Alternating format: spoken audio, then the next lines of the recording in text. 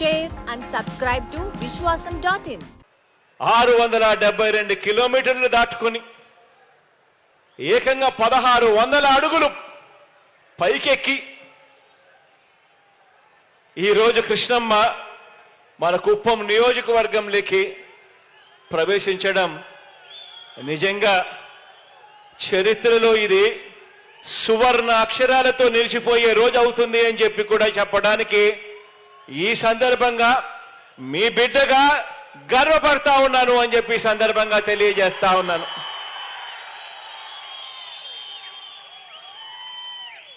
రెండు 2022 సెప్టెంబర్ 23వ తారీఖున ఇదే కుప్పం నియోజకవర్గంలో జరిగిన బహిరంగ సభకు ఆ రోజు నేను హాజరైనప్పుడు ఆనాడు మీ అందరికీ ఒక మాట ఇచ్చాను. మీ అందరికీ కూడా ఆ రోజు ఇచ్చిన ఆ మాటను చంద్రబాబు నాయుడు గారి హయాంలో లాభాలున్న పనులు మాత్రమే చేసి దోచేసుకొని ఆ తర్వాత ఆపేసిన Kuppam branch canal, Kuppam branch కాలువ పనులు మనమే పూర్తి చేస్తామని, కృష్ణా జలాలు తరలిస్తామని, కుప్పం నియోజకవర్గానికి ఆ నీళ్లు తెస్తామని ఆనాడిచ్చిన మాటను నిలబెట్టుకొని కుప్పానికి ఈరోజు కృష్ణా జలాలు తీసుకురాగలిగాము అని చెప్పి కూడా సగర్వంగా తెలియజేస్తా ఉన్నాను. ఈరోజు మీ బిడ్డ మీ అందరి చిరునవ్వుల మధ్య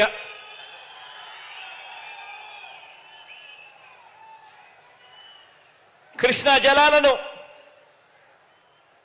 తీసుకురావడమే కాకుండా ఎలాగో ఇక కృష్ణా జలాలను తీసుకొచ్చాం కాబట్టి ఇక్కడికి ఇక ఈ నీరు ఎలాగో తీసుకొచ్చాం కాబట్టి మరో 2 ప్రాజెక్టులను కూడా మరింత స్టోరేజ్ క్రియేట్